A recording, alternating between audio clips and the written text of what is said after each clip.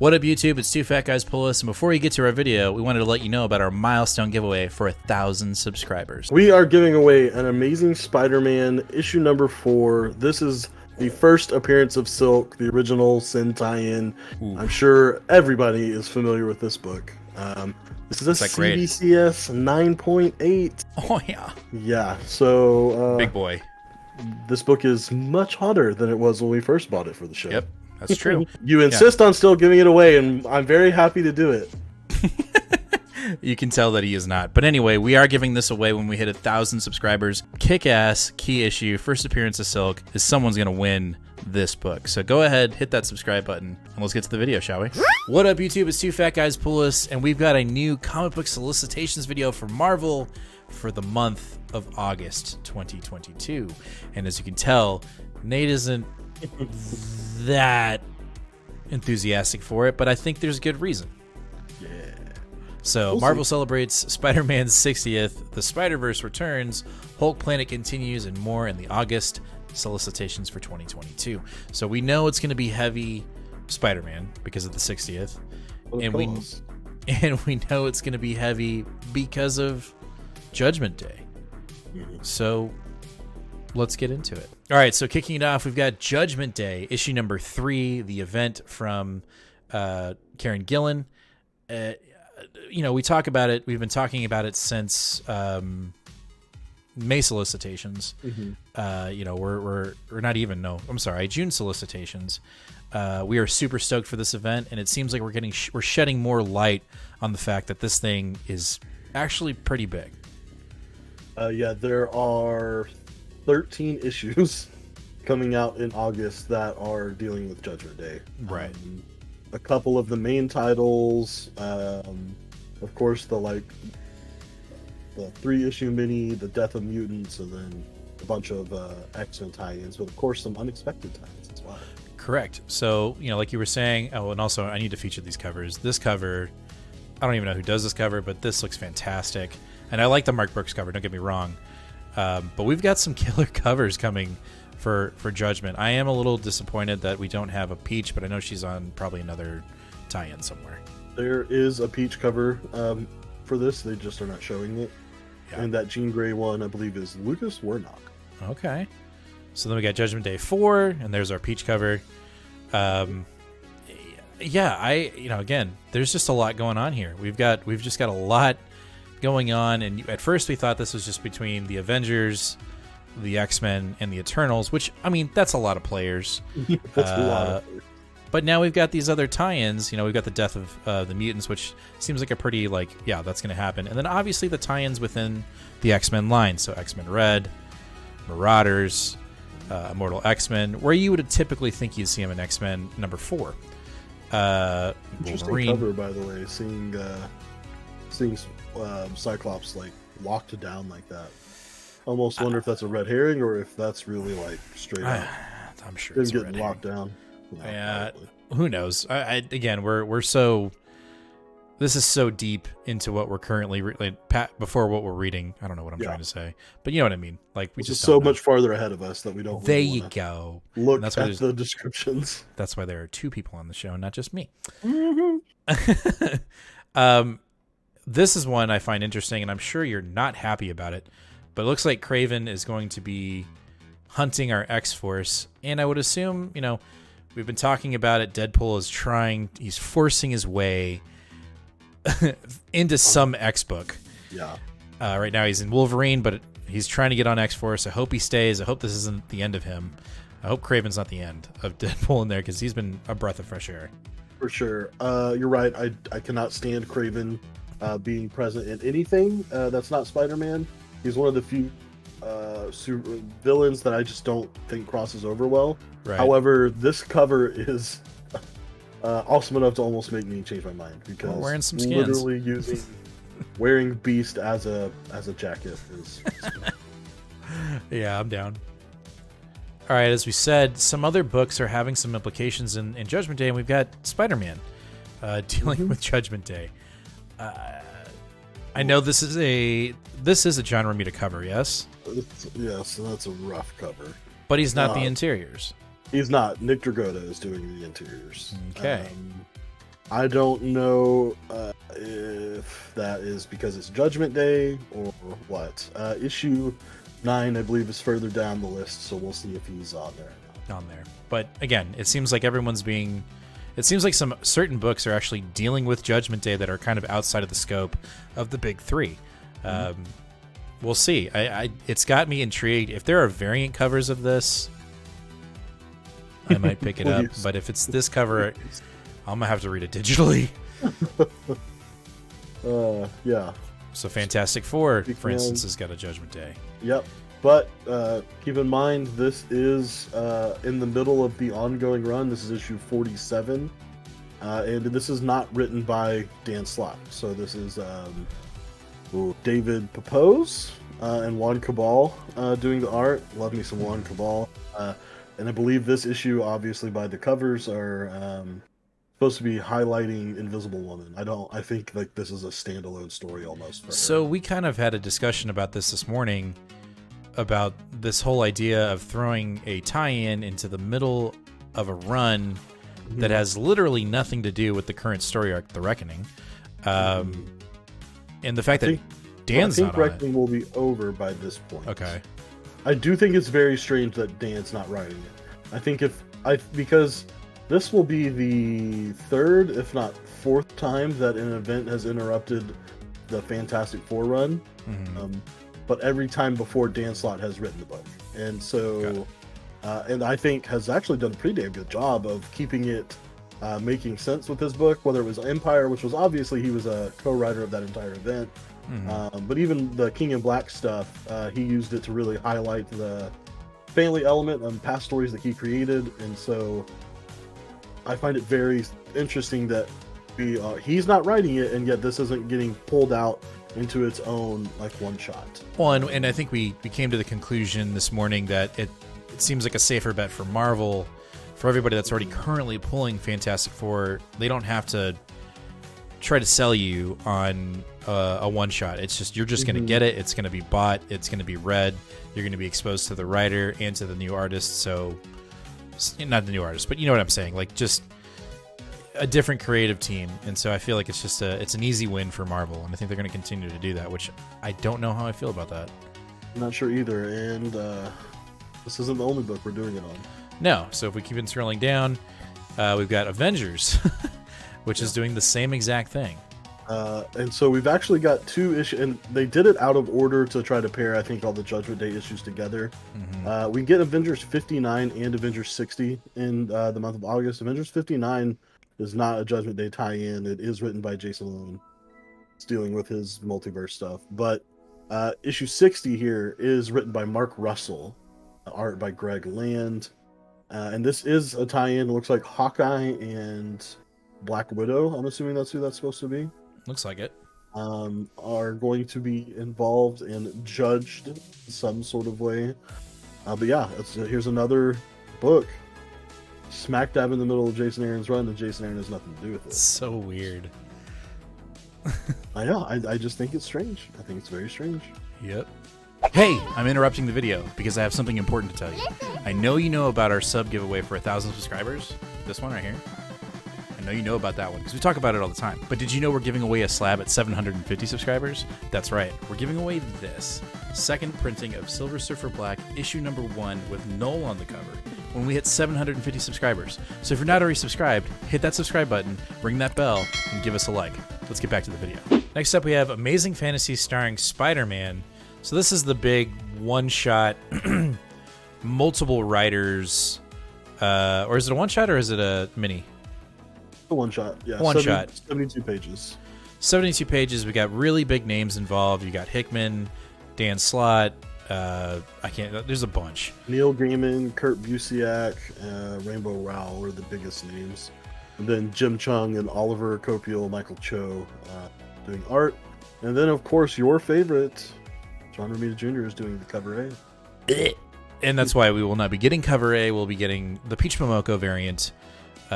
Yes, because I do want to read this. The fact that I know you don't, but I do, because of those big names. And also, Spider-Man's one of my favorite characters, and I need him to do justice. I need him to get justice, because I want a respectful Spider-Man story. that's written with somebody that has, and I'm not saying that the current writer, was it Zeb Wells? It's not that I don't trust his vision. I don't trust John Romita Jr. So Marvel, come on, let's get this going. But I am intrigued with this. Yeah, that's a good one too. But I think that Peach is the one I'm going to end up getting. And the fact that Hickman's on it, yeah, I'm in. All right, next up we have The Edge of the Spider-Verse. Now this has been marketed as this is the official end of the Spider-Verse, which I believe was created or was heavily emphasized in 2014, I believe. It's prior to my the series itself, the Spider-Verse. So Dan Slott and other writers are going to be ending the Spider-Verse officially. Am I going to pick it up? I don't think so, because I am not privy to it. Like, if I go buy the omnibus that's coming out soon, maybe. But I'm just not as engaged with the material. I just don't know it. I want to. You like that Humberto Ramos cover right there? Yes, it's nice. Very good. So I don't know. I'm on the fence of it because I just don't quite know the story. Obviously, is this the end of the Spider-Verse, or is this the setup to the end? I think this is our 5-issue miniseries that sets us up. Sets it up. Yeah, you're probably right. The description for this, because it looks like we get 3 issues. I don't know if you want to highlight various covers or not. That's what I'm doing. Yep. We're getting 3 issues. We're getting issues 1, 2, and 3 of 5, all in August. But the main solicitation says the end of the Spider-Verse is coming. So I don't know that this is quite. I think what this is showing us what peripheral spider characters have been up to since the last time we encountered them. Right. So that we will be caught up with them by the time the actual event gets here.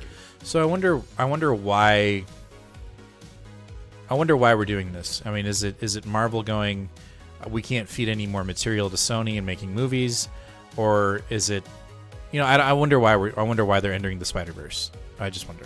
I think they're just entering it because they're trying to probably drum up hype for the second. Is it the second movie supposed to be coming out pretty soon?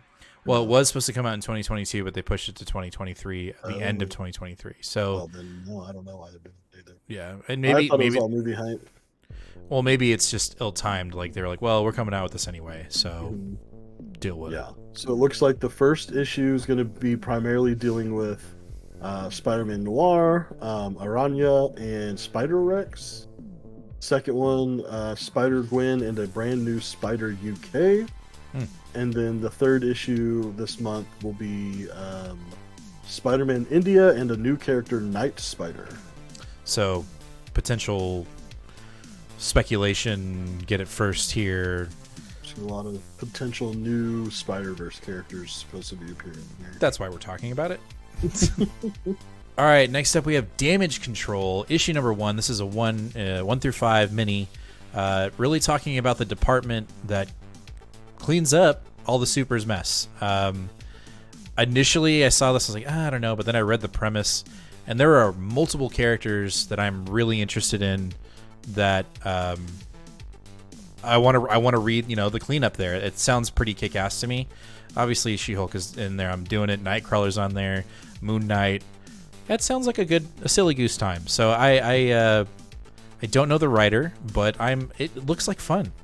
Yeah, I'm not familiar with any of these. It looks like it's got 3 writers and 2 artists. Okay. That seems very busy to me. Apparently, one of the writers is Adam Goldberg from a TV show called The Goldbergs, which seems like that's something we should know about, but I don't know about it. I don't watch a lot of TV. I don't either, especially not cable TV. Great. I'm not excited about this at all. If you tell me like, oh my god, this is blow my socks off, then I'll get it. But Nightcrawler's the only thing that's 100%. Quicksilver, no. Night seems like they're trying to make him funny. I don't want that. She-Hulk, no. Yeah, good fuck. Yeah. Ghost Rider, absolutely not. And then I don't know who this little short guy. Maybe he's a new character. Well, he's the part of the department. He's cleaning up the messes. No, super not interested. Well, I am. So I'll tell you how it is. I'll give it 1 issue, and then we'll go from there. All right, next up we have Daredevil issue number 3 from Chip Zdarsky and Marco. No, he did the cover. Yeah, but he didn't do the It's Chichetto did not. Issue 3, and Marco Chichetto is not on the book. Let me know. How do you feel about it? Not happy at all. Again, no. This is no dig towards Rafael de la Torre. It's just like, what the fuck? Like, this is. I get it. This is literally this book. Like, the one good thing that Marvel did for the marketing when this book first got announced is how much energy they put behind not just Chip Zdarsky's name, but Chichetto's name too. They were like the duo, the Daredevil duo. Look, they just had this amazing run, and we're not stopping now. We're rebooting and going again. And it's like, oh, Full can't even make it 3 books in. And again, who knows why? I don't know if it's a Chichetto thing, if it's an editorial thing, it's a Marvel thing. Who knows? But like, I hate it. But you're still gonna read it. Of course, I'm still gonna read it. All right. Next up, we've got New Mutants. Now we kind of went over some X books. We're clearly still reading X books, but we're kind of picking this one out right now because they are not on the book. Okay, so before we go there really quick. Mm-hmm. There are all the other X books: Exterminators, Knights of X, Legion of X, New Mutants are all also coming out this month. And bravo to the editorial team, they're not forcing every last X book. Like, it would make no difference for Knights of X, which is literally about characters stuck in another dimension. It wouldn't make any sense. So I'm very happy they've done that. But the fuck. So Vita Ayala is not on the book. I don't even care if it's one. I don't even care if it's one issue, and I don't even care if it's because they needed a vacation and totally deserved it. And this is the one that got them. Like, just let me know, though. Let me know. Should have put it right here in the bottom. 2 fat guys, don't freak the fuck out. Vita will be back, because now I'm having a panic attack. I understand you're having a panic attack, and I think I'm not going to say that you're not valid in that. It's concerning. I mean, I know that that Vita Ayala they have more books now that aren't actually with Marvel, I believe. I think she's doing a fair amount of DCs. So, this just might be a sign that that they are done with New Mutants, and that's going to be very sad. I'm just saying, be prepared. I'm just trying to prep you, dude. That's all. I'm just trying to get you prepped. This is the issue that comes out right after Magic storyline. I can't remember what it's called, Books of Evil or something like that. The storyline that just started, basically. Right. Yeah, which is quite intriguing. It is. It's really good. And actually, that issue, it comes out in August as well, or maybe it's been changed because it's not in this listing. Also, is Black Top Bill going to be a New Mutants now? Right? That looks almost like an exact replica of Black Top Bill. Well, we'll see what happens. I get it. I understand why you're frustrated. I'm frustrated. Let's just hope that Vita Ayala, they get back on the book, because they've been doing a fantastic job, and we need more of it. I agree. All right, next up we have The Amazing Spider-Man issue number 9, and you're probably asking yourself, well, why are y'all covering it? Y'all been dogging the book since it came out because John Romita Jr.'s art history vision, I think I'm having a stroke, is trash. I'm sorry, it's trash. I know a lot of people like it, and I get that, and you're entitled to liking it, and I'm entitled to not liking it, and I just don't like it. But he's not on it. Why is he not on it? I'm assuming that's because this is a Hellfire Gala tie-in. Oh, God. And we have Patrick Gleason, much more approachable artist, on the book. Literally, it almost seems like even Zeb Wells, the guy that's got the flagship Marvel book, is getting bogged down by tie-ins. He's got 2 back-to-back that are 2 separate events. God. Like, Hellfire's not even really supposed to be an event, but this one is like... I mean, it doesn't have like a little sticker or anything on these covers, but the solicitation says Hellfire Gala tie-in. Something happens at the Hellfire Gala that sends Spider-Man and Wolverine on a dangerous mission all over creation. Because, well, if you read Free Comic Book Day, it wouldn't be a Marvel book without Spider-Man and Wolverine. Well, we know if you read Free Comic Book Day where we might be going with this. I will say, over cover A and B, I know B is Romita's, but that A is atrocious.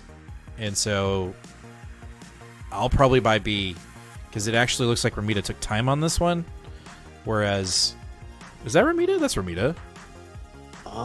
Yeah, but the cover, I think they've got a mix because on here it says cover A is John Romita and the variant is Patrick Gleason's, but I think the variant is the Tombstone, and I think but John Romita's is obviously the one with Wolverine.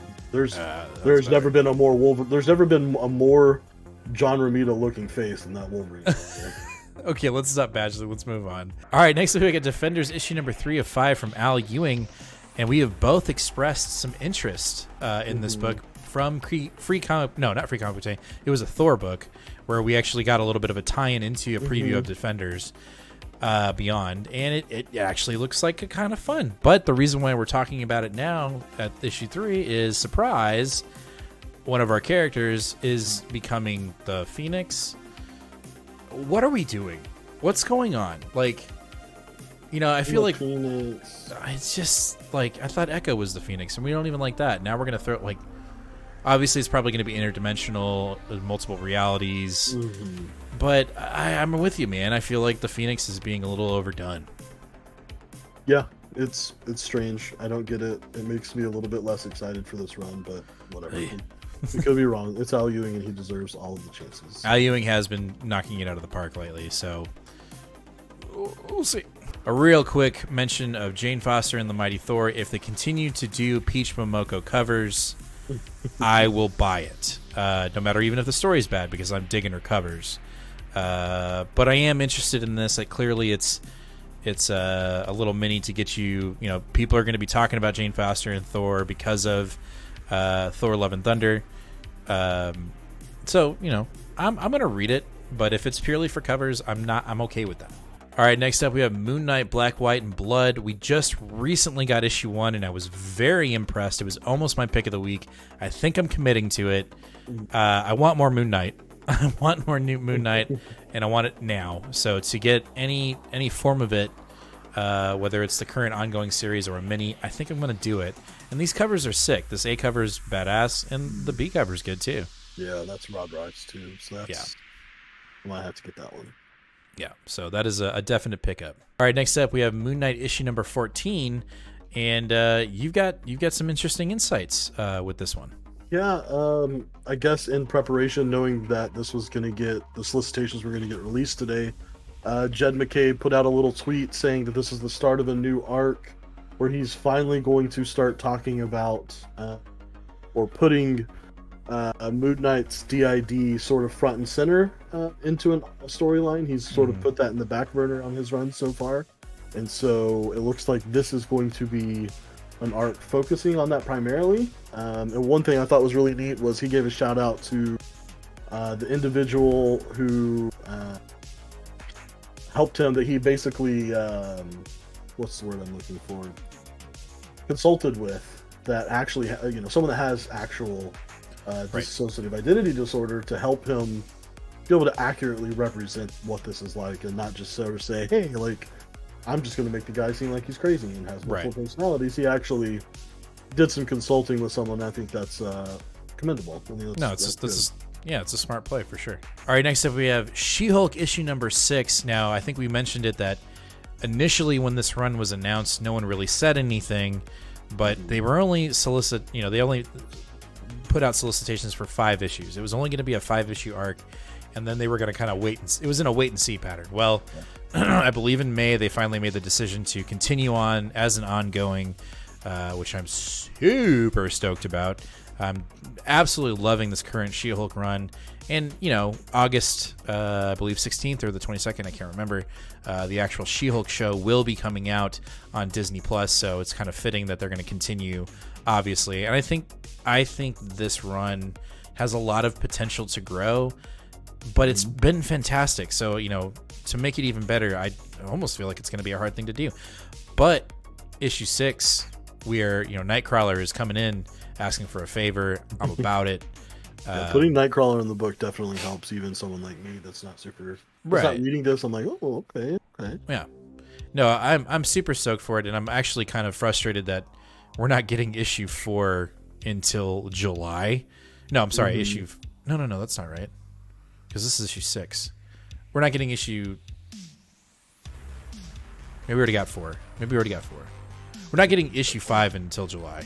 Yeah, that's what it is. And I'm bummed because we're still in May right now, and I want it. Like, but I get it. We gotta wait. But hurry up. Wait your turn, man. Hurry up. All right, next up we have Thor issue number 28. We're wrapping up the little, I don't know if it's a battle between. I think this covers a red herring because the first issue was like how they're going to work together to fight this ultimate threat. But I like getting to see 2 of Donnie's more strong titles. One's a previous or ended title, and we've got one that's an ongoing. But I kind of like seeing them coming together. I liked Donny Cates' Venom. I'm digging Thor with Donny Cates. It's been a pleasant surprise that Thor has been doing a little time with the Hulk. We both were kind of like, I don't know, and now we're like, this looks like fun. Mm-hmm. So we'll see. It's only a 2-issue arc within Thor, but I'm intrigued. Yeah, enough. I'm not happy with Salvador Rocco being on the art, but right. But okay, we'll move on.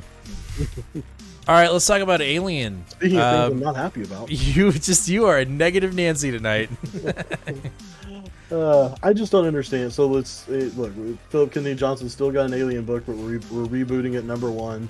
I don't understand. I felt like he was really building some type of story. I felt like we were like, oh yeah, like we got the first story with the guy saving his son, an interpersonal look at how the company screwed one of its workers over, and then now we're seeing how the company Weyland-Yutani screws over colonists and stuff like that. And it seemed like it was culminating into maybe like a bigger picture idea, and maybe we're still going to achieve that, but it certainly doesn't feel that way with the reboot and a new #1. I'm super happy Salvador Roca's off the book. I'm not familiar with this artist, Julius Ota, but hopefully I'm sure they can do a better job than Salvador. Wait and see. Just wait and see. I'll certainly be picking it up. I like Alien. I like Philip Kennedy Johnson, so we'll see. Let's do it. Next up, we have Star Wars Obi-Wan issue number 4 of 5, or is it 6? 5. We're getting into Anakin and Obi-Wan kind of fighting together, getting ever so close to the betrayal. I won't say I was very impressed with issue 1, but I was intrigued with issue 1 and liking this whole idea of like going back down the road of Obi-Wan and his past and just kind of getting a better understanding of Obi-Wan in certain times, reflecting through his life. And then obviously, we've got the new show coming out at the end of May, and we're talking about potentially doing reviews. We haven't figured out yet if we're going to do it live or if we're going to do it taped. So let us know down in the comments, should we do it live or should we do it taped? Whatever answer we get the most of, we'll probably still do whatever we want to do, but at least you did it, right? So, right. Okay. But I'm excited for it. Yep, me too. Especially this is like getting me pumped to go back and rewatch the issues of Clone Wars that I missed. I only got maybe only a third of the way through it. So not because it was bad, but just because I had a baby time when I was watching it at the time. So right, yeah. Kids mess up everything. I get it. Yeah, they do. All right, next we're going to talk about a couple hardcovers that we're looking forward to, or even omnibus. I think they're both omnibus. But we have the House of M, the direct market variant with the Assad Rivet cover. Yes, please. I need to save up some money. I need to sell some Pokemon cards so I can just have enough money for this. Because I missed out on House of M. I have the issue number 1 that I think I should need to get graded, but I want to get it. I want to read it. I want to consume it all. I want to add this to my collection. And I know you know this, that the Assad Rivet cover is way better than the actual cover. Mm-hmm. Yeah, the actual cover is just sort of meh, but this cover, very nice. Fire. Yeah, very nice. So and it fits the original event too. All of the event covers were done by Assad Rivet. Rivet. Yeah. Yeah, definitely saving up for this one. Yeah, this one I'm on the fence about, not because it's not worth it, but just because there's so many different omnibus coming out. Right. But people are this is going to sell out 100%. I'm just letting you know now. The hardcover collection, there's like four oversized hardcovers that this was released in before. And I think right now people are charging, before this was announced, we're charging like $400 Yo! For the set of 4. And people were buying that. So lots of people are going to want this. And yeah, might want to cop it. If it's something you're on the fence about, and you're like, I'm not sure, this one's going to sell out. Yeah, I'm probably going to get it. All right, next up we have Marvel Superheroes Marvel Superheroes featuring Captain Marvel. This is a big one. This is a big one. This one I'm actually really excited about because I'm kind of a nerd for the super old school cosmic stuff, like the 60s cosmic stuff.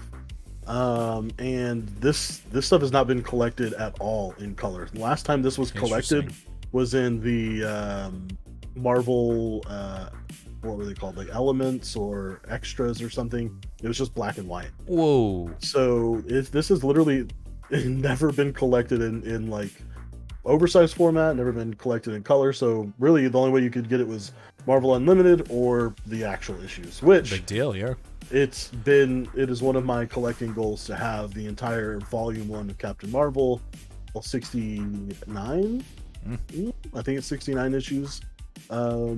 And this collects his first 2 appearances from Marvel Superheroes, number 12 and 13, and then Captain Marvel 1 through 33. And this also collects Iron Man number 55, which is the first appearance of Drax and Thanos. A book you'll probably not be able to own on its own, so get it in an omnibus and see it in nice, good presentation. I will definitely be getting this. I will not be ending my hunt for this in original printings as well, especially because I have a pretty good amount of them. Obviously, I don't have 12, 13, or 1 because those were the 3 most big boys, ones. But I have 2 through 6, and then like 12 through 18. Okay, smattering more. So yeah, super looking forward to this. So that sounds like a really cool deal. And again, if you're a big fan of Captain Marvel, definitely pick it up. If you're on the fence, just think about it. But I think it's worth it if you're saying that it's never been really collected in this fashion. That's a pretty big deal. It hasn't. And this is on the lower end. This is only $100 one compared to most omnibuses, which is $125. Yeah, I got it. So check it out. Why does it look like Spider-Man is grabbing Jean Grey's tip? She definitely is. Like, it's been a comment made already on CBR's social that Spider-Man is definitely grabbing Jean Grey's boobs. Leave it in. All right, that's going to do it for our solicitations video for Marvel for August 2022. Let us know down in the comments, what did we miss? Did we miss a comic that you're just like, you need to get this comic book? Let us know down in the comments, and let us know what you're looking forward to most. We definitely want to know. Make sure to hit that subscribe button, ring that bell, give us a like, and we need that support. We're pushing to 1,000 subscribers. We're currently pushing to the next milestone, which is 750. We are making strides, guys. We can do it. Share this video out, get friends to like it. We want to keep pushing this community so we can build it to bigger and better heights. So yeah, as always, fam, read more comics, and we'll catch you in the next one. Later. Well,